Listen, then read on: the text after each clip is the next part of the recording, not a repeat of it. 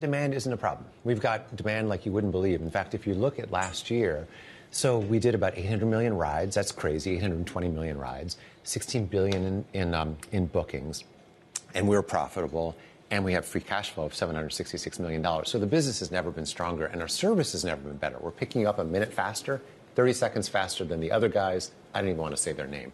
But what we're also seeing is a little bit of lower pricing, a little bit. It's not something that we've super focused on, but I think maybe the other guys are trying to sort of compete in that way. Maybe it's something like that going on. So we decided to be a little bit conservative and just sort of call it like we saw it.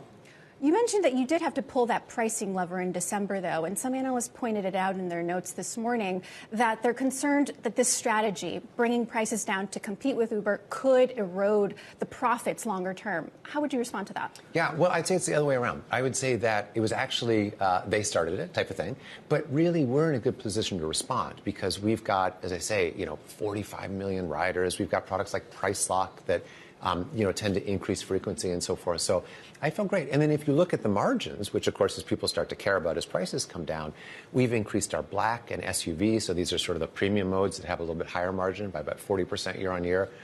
As I say, we're picking people up faster than ever, which is good for the economics.